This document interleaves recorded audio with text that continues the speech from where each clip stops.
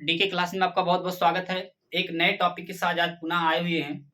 इस टॉपिक में हम बेसिकली डिस्कस करने वाले हैं आयनन विभव या जिसको कहते हैं पोटेंशियल एनर्जी, या साथ ही साथ इनको एक नाम से और जानते हैं आयोनाइजेशन पोटेंशियल। तो इनके बारे में हम डिस्कस करेंगे।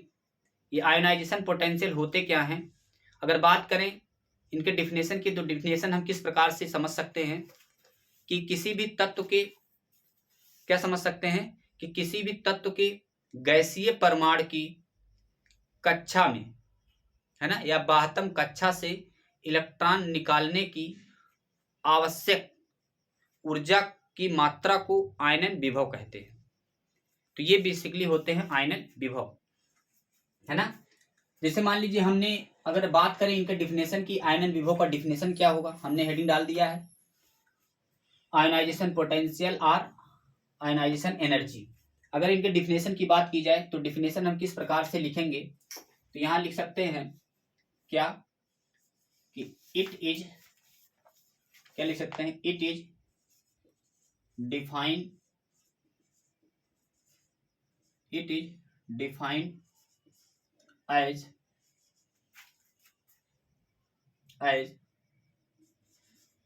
द एनर्जी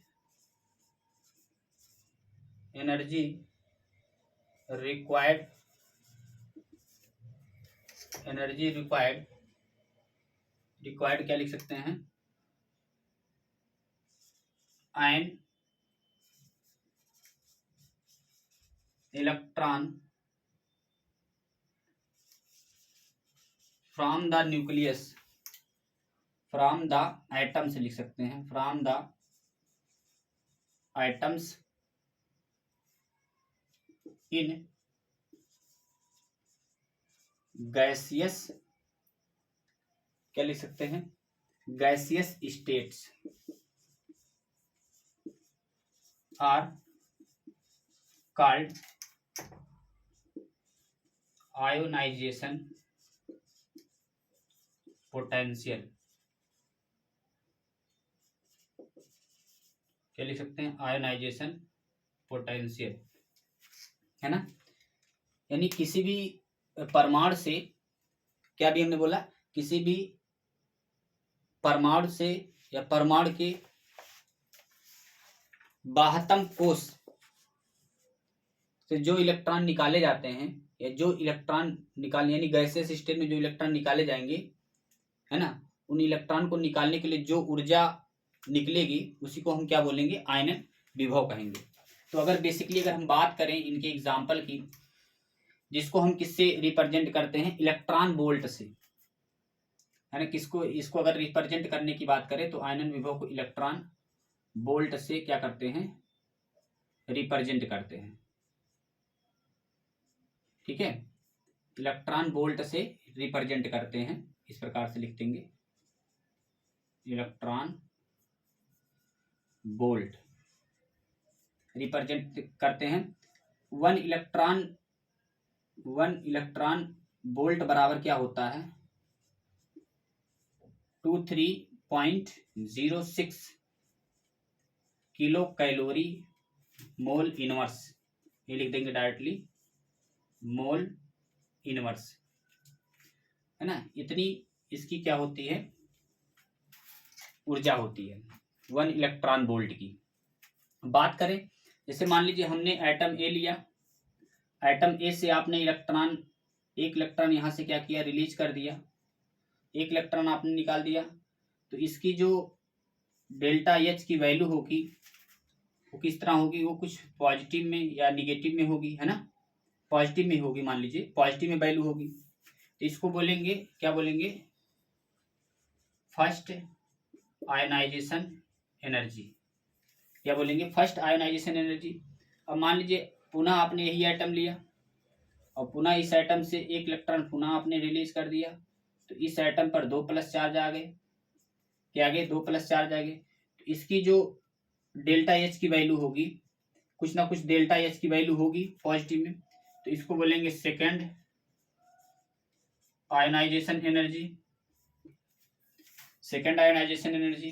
अगर इसी प्रकार से आपने पुनः एटम डबल प्लस का लिया और यहाँ से आपने ए ट्रिपल प्लस ले आए, एक इलेक्ट्रॉन और आपने रिलीज कर दिया, तो इस पे जो एनर्जी निकलेगी वो एनर्जी लगाई जाएगी, यानी निगेटिव में वैल्यू आएगी। एक इंडोथर्मिक होता है, एक एक्सोथर्मिक होता है।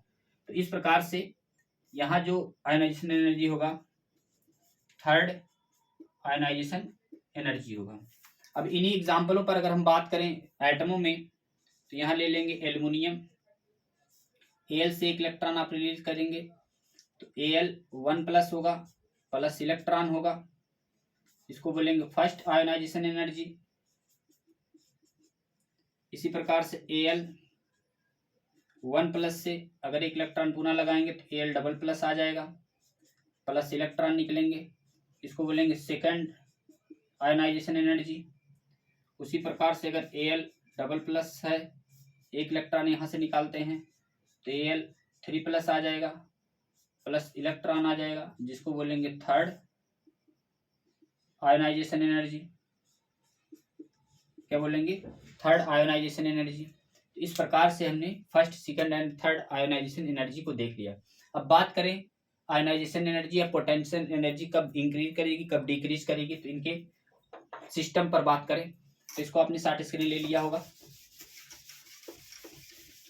अब इन्हीं पर अगर हम बात करें आयोनाइजेशन एनर्जी पर क्या प्रभाव पड़ेगा, तो देखिए आयोनाइजेशन एनर्जी पर प्रभाव क्या पड़ेगा। पहली चीज तो हम सिस्टम ये जानेंगे कि साइज के बारे में, साइज ऑफ एटम्स के बारे में। इसमें साइज में एटम दो प्रकार के होंगे, एक होगा स्मॉल साइज और एक होगा लार्ज साइज, है ना, लार्ज साइज। अगर साइज लार्ज होगा तो उसके क्या होंगे, इनवर्सली प्रोपोर्शनल होंगे, क्या होंगे, आयोनाइजेशन एनर्जी उसकी क्या होगा, डायरेक्टली प्रोपोर्शनल। इसका मतलब अगर साइज बड़ी होगी तो आयोनाइजेशन पोटेंशियल एनर्जी का मान क्या होगा, घट जाएगा लार्ज साइज के लिए। अगर स्मॉल साइज लेंगे तो इसके डायरेक्टली प्रोपोर्शनल होता है क्या, आयोनाइजेशन एनर्जी। इसका मतलब ये हुआ कि अगर एटम्स छोटा होगा तो उसकी आयोनाइजेशन एनर्जी उतनी अच्छी होगी। क्यों अच्छी होगी, जाहिर सी बात है, वो न्यूक्लियस के पास होंगे और न्यूक्लियस के पास होने की वजह से इनकी आयोनाइजेशन पावर क्या होगी, सबसे हाई होगी। ये तो रही बात साइज की, किसकी, साइज की। अब साथ ही साथ अगर इन साइज के साथ साथ क्या करें, charge of atom, charge of atom. तो चार्ज ऑफ एटम में भी दो कैटेगरी आप देखेंगे, एक तो देखेंगे क्या, कैटायंस, और एक देखेंगे एनायंस। क्या देखेंगे, एनायंस। तो अगर कैटायंस होगा मतलब किसी भी एटम पर पॉजिटिव चार्ज होगा तो उसकी आयोनाइजेशन एनर्जी क्या होगी, इसके डायरेक्टली प्रोपोर्शनल होगी, डायरेक्टली। इसका मतलब ये हुआ कि एटम छोटा होगा मतलब पॉजिटिव चार्ज आएगा। जैसे एल्युमिनियम, अभी हमने एग्जांपल लिया था, एल्युमिनियम का एटॉमिक नंबर 13 होता है, 13 होता है, उसमें एक इलेक्ट्रॉन रिलीज करेंगे तो वो फर्स्ट आयोनाइजेशन एनर्जी होगा, तो यानी 12 होगा। सेकंड इलेक्ट्रॉन निकालेंगे तो होगा सेकंड आयोनाइजेशन एनर्जी, इलेक्ट्रॉन तीसरा निकालेंगे तो थर्ड आयोनाइजेशन एनर्जी। इसका मतलब धीरे धीरे एटम क्या होगा, छोटा होता जाएगा जैसे जैसे पॉजिटिव चार्ज रखते जाएंगे। तो चार्ज ऑफ एटम, एटम पर जो चार्ज रखेंगे यानी कैटायंस होगा, अगर पॉजिटिव चार्ज होगा तो उस केस में इसके डायरेक्टली प्रोपोर्शनल होगा, जितने पॉजिटिव चार्ज होंगे उसकी आयोनाइजेशन पावर उतनी अच्छी होगी। और एनायंस की बात करें, अगर एनायंस की बात करें तो जाहिर सी बात है साइज बड़ी होगी, जब साइज बड़ी होगी तो इन केसों में इसके क्या होंगे, इनवर्सली प्रोपोर्शनल होंगे आयोनाइजेशन पोटेंशियल, तो ये घट जाएगा साइज बड़ी होने से और ये बढ़ जाएगा। तो ये बेसिकली ये बात हो गई। अब इसी में अगर तीसरे पॉइंट की बात करें, तीसरे पॉइंट में क्या लिख सकते हैं, यहाँ लिख सकते हैं शेप ऑफ ऑर्बिटल्स, यानी ऑर्बिटल्स का शेप कैसा होगा, है ना, शेप ऑफ ऑर्बिटल्स। तो शेप ऑफ ऑर्बिटल्स में S orbital, P orbital, D orbital and F orbitals. तो भाई जाहिर सी बात है, जैसे जैसे आप न्यूक्लियस से दूर भगेंगे तो उसकी आयोनाइजेशन पावर क्या होगी, सबसे छोटी होती जाएगी, कम होती जाएगी। S, P, D, F. तो दूर भागेंगे न्यूक्लियस से, तो न्यूक्लियस से दूर भागने से क्या होगा, स्क्रीनिंग इफेक्ट बढ़ेगा। जब स्क्रीनिंग इफेक्ट बढ़ेगा तो उन केसों में इसकी आयनाइजिंग पावर क्या होगी, कम होगी। भाई यस करेक्टर कम होगा, यहाँ यस करेक्टर 50% है यस ऑर्बिटल में, यहाँ यस करेक्टर कितने हैं भाई, इसकी अगर बात करें तो यस करेक्टर कितने परसेंट है, यहाँ है आपके 50%, यहाँ 33%, और यहाँ पर आपके हैं 25%, है ना। यहाँ भी है थोड़े बहुत लेकिन ना के बराबर है ना, तो इनको छोड़ देंगे। तो इसमें यस करेक्टर बढ़ने से आयनाइजिंग पावर क्या होगी, सबसे बढ़ेगी। तो यहाँ लिख सकते हैं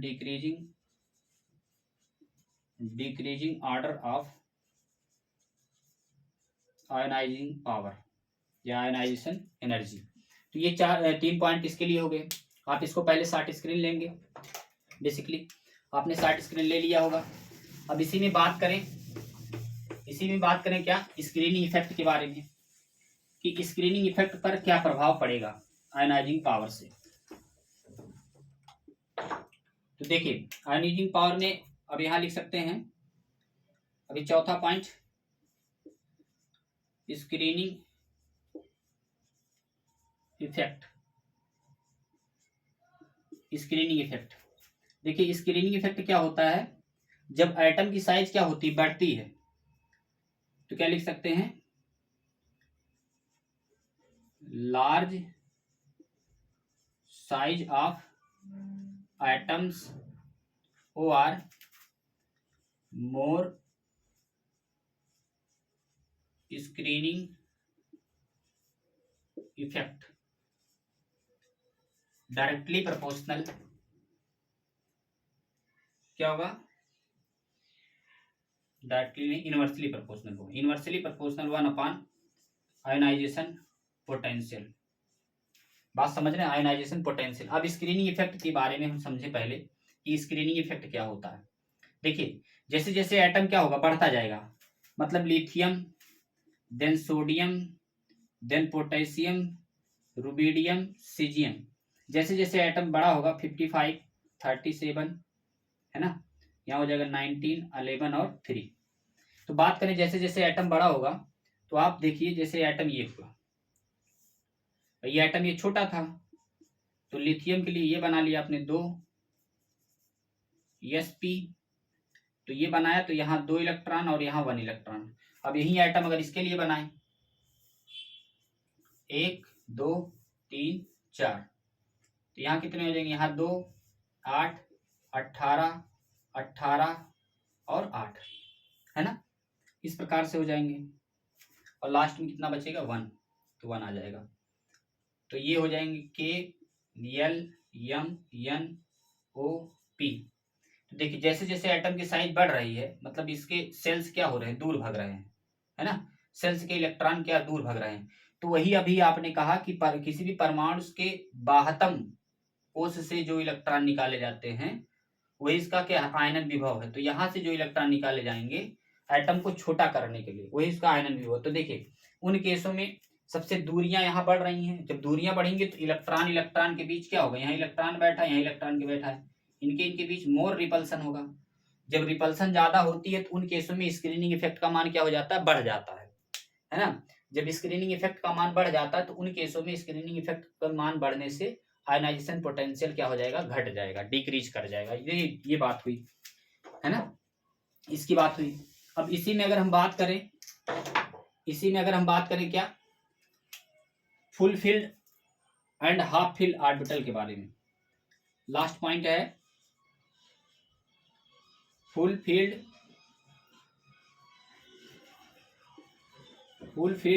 एंड हाफ फील्ड ऑर्बिटल्स के बारे में, है ना, किसमें, ऑर्बिटल्स के बारे में। तो देखिए यहां पर ले लें क्या, बेरिलियम ले लें, बोरान ले लें, नाइट्रोजन ले लें और ऑक्सीजन ले लें। इनमें देखेंगे सबसे ज्यादा जो क्या होगा, आयनाइजेशन पोटेंशियल होगा, सबसे ज्यादा नाइट्रोजन का होता है। इसका 14 पॉइंट कितना होता है, 14.6 समथिंग करके होता है ना। और साथ ही साथ अगर ऑक्सीजन की बात करें तो इसका 13.6 होता है ना। और इसका 19 पॉइंट होगा, और ये सबसे छोटा हो जाएगा, है ना, 18.3 के आसपास होता है।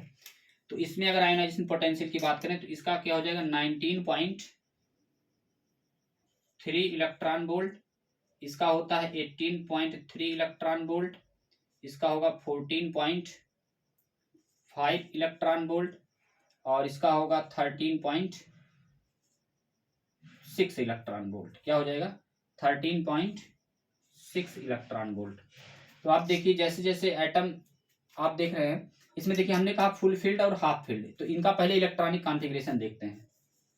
Beryllium 1s² 2s², boron 1s² 2s² 2p1, इसी प्रकार से नाइट्रोजन 1s² 2s² 2p3, इसी प्रकार से ऑक्सीजन 1s² 2s² 2p4, है ना, क्या हो जाएंगे 2p4।